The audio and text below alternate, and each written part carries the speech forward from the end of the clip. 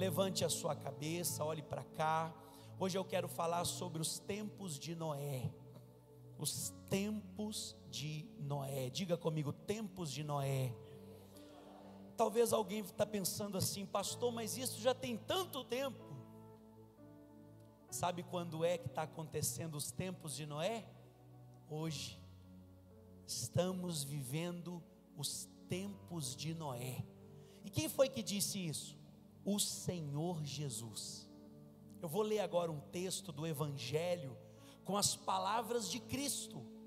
Ele disse que a humanidade estaria vivendo os tempos de Noé quando estivesse já às vésperas da volta dele. Jesus vai voltar. Você ainda acredita nisso? Diga glória a Deus. Quem acredita que Jesus vai voltar para buscar a igreja na terra? Então fala comigo assim: quando Jesus voltar, ele virá nos tempos de Noé. Como assim? O povo vai estar vivendo exatamente como vivia o povo na época que Noé estava construindo a arca. Vamos entender sobre isso? Coloca para nós o texto de Mateus, por favor. Mateus 24, 37. E se prepara, porque essa palavra vai sacudir a nossa vida hoje, amém? Mateus 24, 37, o texto diz assim: Como foi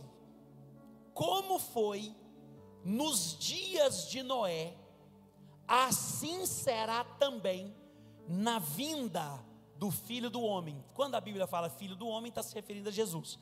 Quando Jesus voltar, o povo vai estar vivendo da mesma forma que o povo vivia nos dias de Noé. Mas o que o povo fazia no tempo de Noé? Por que Jesus fez essa comparação? Qual era o estilo de vida daquelas pessoas? Vamos entender, ele vai explicar. Pois, como nos dias anteriores ao dilúvio, as pessoas comiam. Olha o que é o tempo de Noé, ó. As pessoas comiam, bebiam, casavam-se e se davam em casamento, até o dia em que Noé entrou na arca. Isso aqui são os tempos de Noé. O que as pessoas faziam? Comiam, bebiam, casavam-se e se davam em casamento. Pastor, eu imaginei que era outra coisa. Eu imaginei que o povo estava matando, roubando, adulterando. Eu pensei que o povo estava mentindo. Não. Os tempos de Noé, que Jesus disse que quando ele voltar o povo vai estar vivendo, não é um tempo de pecado absurdo.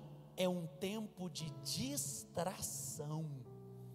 O povo vai estar tão envolvido com a sua própria vida que não vai perceber o mover do céu, o mover da igreja. O povo não vai entender os tempos. O povo vai estar tão envolvido com o seu próprio casamento, com a sua própria vida, comendo, bebendo, casando, trabalhando, ganhando dinheiro, comprando e vendendo, negociando, indo e voltando, viajando, dirigindo. As pessoas vão estar tão envolvidas com a sua própria vida, que elas não vão perceber que o Noé terminou a arca, entrou na arca e que a porta está fechando. Sabe o que são os tempos de Noé? Eu vou te contar. Os tempos de Noé é um tempo em que o povo vai estar tão disperso, tão desatento, tão desconectado do céu, que eles não vão perceber que a chuva está chegando do dilúvio, que a porta da arca está fechando, e eles vão ficar do lado de fora. Olha o versículo 39. Eles nada perceberam, estavam tão desligados que não perceberam, até que veio o dilúvio e os levou a todos. Assim acontecerá na vinda do Filho do Homem. Triplique a sua atenção agora para ouvir o que eu tenho para te contar. Jesus não comparou os tempos do fim com pecados escandalosos. Jesus não comparou, ele não disse que o povo estaria adulterando, matando ou roubando. Ele disse que o que aconteceria é que o povo estaria comendo, bebendo, casando e se dando em casamento. Ou seja, o povo não estava errando no que estava fazendo, mas estavam errando no que estavam deixando de fazer. Jesus comparou os tempos do fim, a sua volta, com pessoas distraídas, dispersas, desconectadas, desapercebidas. Esses são os tempos de Noé. Olhe para cá, para você ouvir o Espírito Santo. Eles não se importavam mais com Deus, com a obra de Deus, com os alertas de Deus. Noé pregou por mais de 100 anos. Quantos anos? Mais de 100 anos. Noé pregou que ia chover. Noé pregou que a chuva ia cair, o dilúvio ia chegar, mas o povo estava ocupado demais. Levante a sua cabeça, olhe para cá. Eles estavam distraídos, e a distração é a destruição da nossa vida em câmera lenta. Quando nós estamos distraídos, a nossa vida vai sendo destruída aos poucos, e cada dia a gente está mais afastado e desconectado do Senhor. Mas a gente continua comendo, bebendo, cuidando do nosso casamento, trabalhando, ganhando dinheiro, pagando, indo e vindo, e distraídos das coisas dos céus, desconectados dos alertas de Deus. Sabe o que é distração? Distração é quando eu tiro os meus olhos daquilo que realmente importa. Distração é quando eu perco a concentração no que realmente vale a pena na vida. Em 1 Coríntios capítulo 7, versículo 35, o apóstolo Paulo dá um alerta para a igreja. Olha o que ele vai falar com a igreja de Corinto. 1 Coríntios 7, 35. E digo isto para proveito vosso, não para vos enlaçar, mas para o que é decente e conveniente, para vos unirdes ao Senhor sem distração alguma. Ele estava dizendo assim para a igreja: o que eu estou querendo não é aprisionar a vida de vocês, o que eu estou querendo não é enlaçar vocês e amarrar vocês para vocês viverem do jeito que eu quero. O que eu estou querendo é alertar vocês para vocês não se distraírem com nada. Irmãos, como pastor de vocês, eu quero dar um alerta aqui hoje. Muitos aqui estão distraídos. Como seu pastor, eu quero te alertar em amor de Cristo, no amor do Senhor. Eu quero te dizer: você está tão ocupado com a sua vida que você não está entendendo que Deus tem uma vida para você. Você está tão ocupado comendo, bebendo, casando, se dando em casamento, trabalhando, negociando, indo e vindo, que você não está entendendo que nós estamos no tempo do fim. Como seu pastor, eu quero hoje te dar um alerta. Como um dia Deus levantou Noé para pregar, ele não foi ouvido, que pena, né? Ninguém ouviu ele, mas ele pregou. Ele não desistiu, embora o povo não acreditou nele. Ele era um pregador da justiça, mas as pessoas não deram crédito para ele. Tanto é que entrou na arca só a família dele, ninguém mais. Ele pregou todos os dias por mais de 100 anos. Vocês estão distraídos, o dilúvio vai chegar, eu estou construindo um lugar de salvação, e vocês estão envolvidos demais com a vida de vocês. Hoje eu vim aqui para te dar um alerta, que como nos dias de Noé, muitos estão ocupados, mas não estão preparados para o dia do Senhor. Se a 7ª trombeta tocar hoje no céu, como é que está a sua vida? Será que você vai subir com Jesus? Será que tem azeite sobrando aí na sua lamparina, para você subir para as bodas do Cordeiro? A tua vida está na presença do Senhor? Você tem andado em fé, em fidelidade, em amor? Como é que você está se preparando para esse grande dia? Escute o seu pastor. Apesar de Noé pregar, pregar e pregar, eles estavam ocupados demais com a sua própria vida. Eles estavam distraídos. Era um povo cheio de metas, mas sem oração. Era um povo com a agenda cheia, mas o coração vazio de Deus. Era um povo que trabalhava, mas não adorava o Senhor. Era um povo que corria atrás de tudo, menos da presença de Deus. Tudo era importante para eles, menos o Senhor. Jesus disse que quando Ele voltar, Ele vai pegar o povo vivendo nos tempos de Noé. Um povo distraído, um povo disperso, um povo sem oração, um povo distraído das coisas dos céus. Eu queria que você anotasse no seu coração essa frase, no coração: ocupação sem devoção a Deus gera perdição. Uma vida ocupada demais que não seja com Deus nos leva à perdição.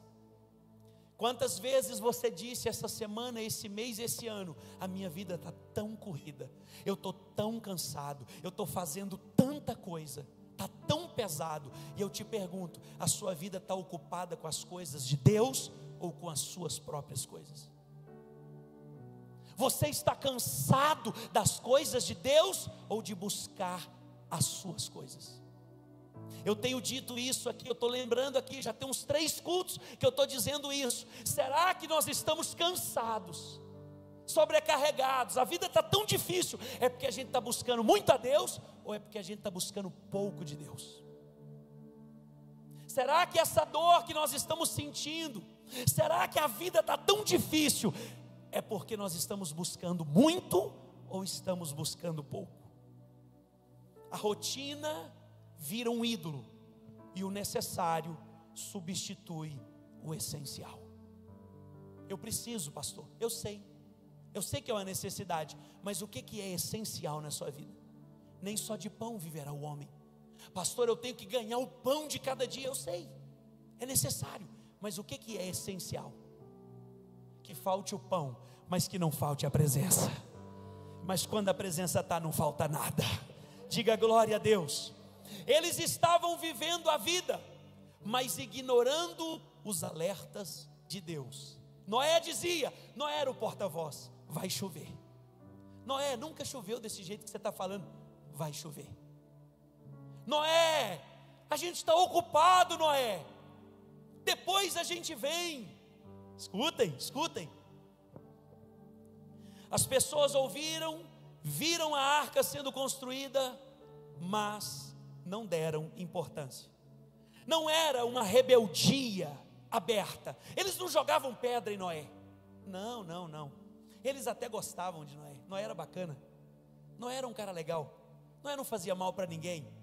Não era um povo que, você não vai ler na Bíblia o povo perseguindo Noé, jogando pedra em Noé, tentando matar Noé. Não, pastor Diego, o povo não fazia isso. Sabe o que o povo fazia? Eles só não estavam nem aí para o que Noé estava fazendo. Então não era uma rebeldia escancarada, era uma distração, gente. Era indiferença. Hoje em dia muitos também estão vivendo da mesma forma. Eu vou te mostrar como. Pastor, depois eu me envolvo na obra, eu estou muito ocupado. Pastor, quando sobrar tempo, eu vou. Quando estabilizar minha vida, eu vou buscar a Deus. Um dia eu volto para o meu ministério.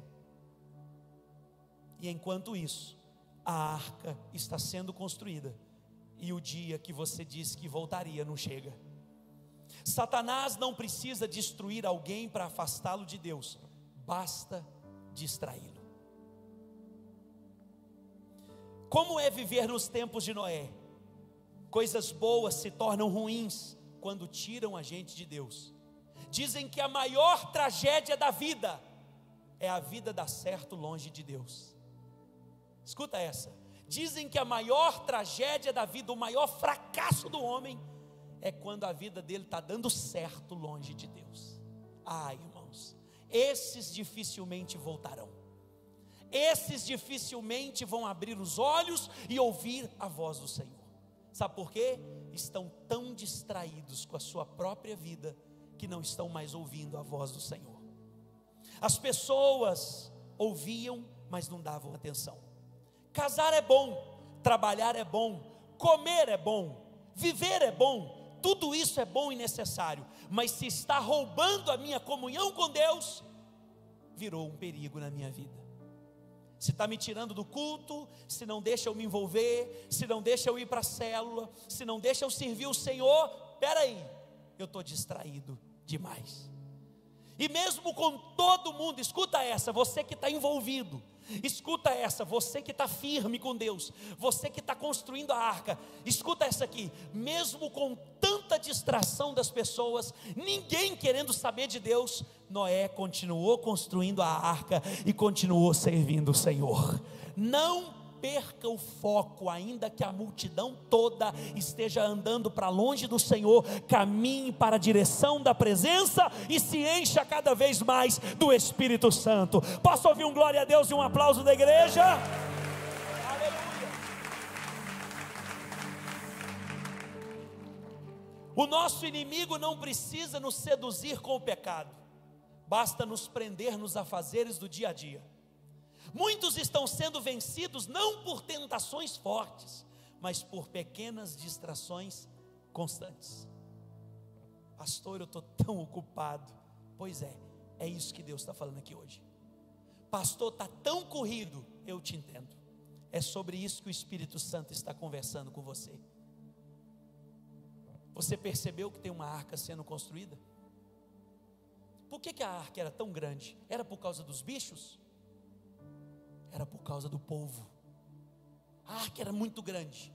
Nos Estados Unidos, um fazendeiro construiu uma réplica do tamanho original. É monstruoso. Depois pesquise no YouTube, vídeo, Arca de Noé nos Estados Unidos. Pesquise para você ver. O cara construiu, é um lugar aberto à visitação, um lugar lindo. E aí, você vai ver o tamanho. Mas por quê? Se só 8 pessoas entraram, a arca era preparada para receber todo mundo. Os bichos e o povo, mas o povo estava distraído demais, estava ocupado demais com a sua própria vida. Tem uma arca sendo construída hoje, onde? Aqui embaixo.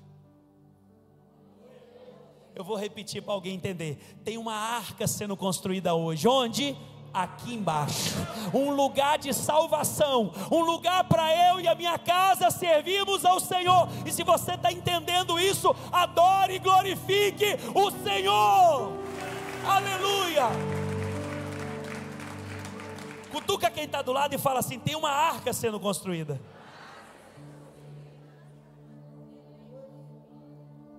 Quem aqui já construiu alguma casa, algum prédio, quem aqui já construiu, nem que seja um barracãozinho, nem que seja uma tenda? Quem já construiu? Levanta a mão, bem alto, deixa eu te ver.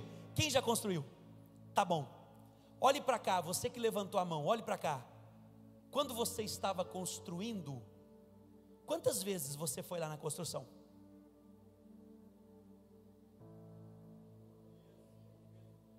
Quantas vezes você foi lá? Quem levantou a mão? Muitas. Uma vez, 2, 3. Muito mais. Mas para quê? Para que você ia lá? Olhe para cá, você vai entender porque eu estou te perguntando. Porque quando a gente está construindo, a gente vai na construção. Sim ou não? Quantas vezes você foi lá na construção? Quantas vezes você foi lá ver a arca? Quem está construindo vai. Quem não está construindo não vai. Tem 1 ano que eu estou falando da arca. Noé falou 100. Tem 1 ano, pastora, que eu estou falando da arca. Tem gente aqui que não pisou lá ainda. Eu não vou expor ninguém, não vou pedir para levantar a mão, mas você sabe que é você.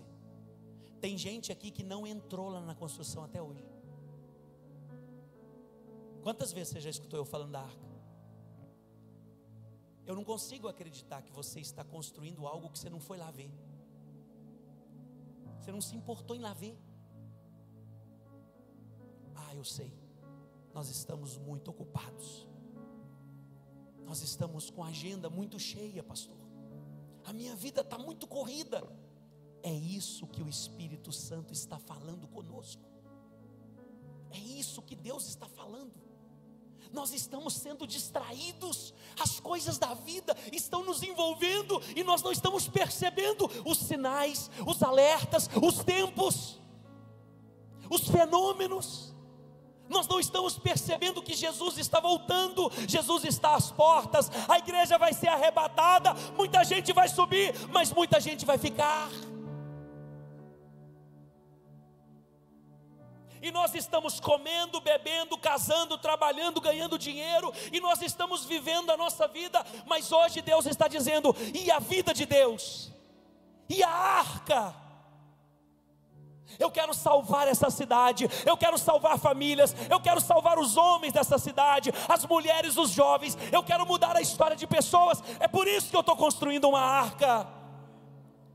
Quem foi que ajudou Noé a construir a arca? Quem foi? Ninguém, só os filhos dele. Por que o povo não ajudou ele?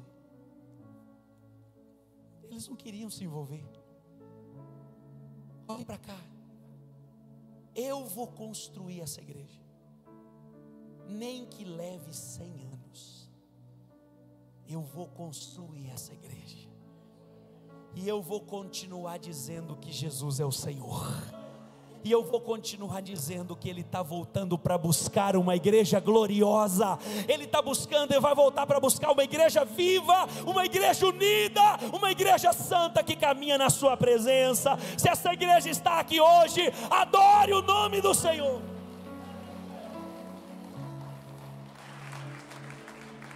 Noé construiu a arca, Moisés construiu o tabernáculo, Davi construiu a tenda. O que é que nós estamos construindo para Deus? O que é que nós estamos construindo? Ei, no que é que nós estamos envolvidos? O que é que está fazendo a gente se mover? Deus hoje nos chama a nos posicionar. Deus hoje chama: ei, a igreja, escute a minha voz e se envolva, porque o dilúvio vai chegar, mas não é mais chuva, é a volta de Jesus. Sabe por quê que quando chove aparece o arco-íris? Você sabia que o arco-íris é uma aliança de Deus, é uma promessa de Deus? Quando Deus destruiu a terra com o dilúvio, depois Deus disse assim para Noé: eu nunca mais vou destruir a terra com chuva, eu nunca mais vou mandar um dilúvio. E a prova disso é o arco-íris. Por isso que o arco-íris aparece nos dias de chuva. O arco-íris é uma prova da aliança de Deus com a humanidade.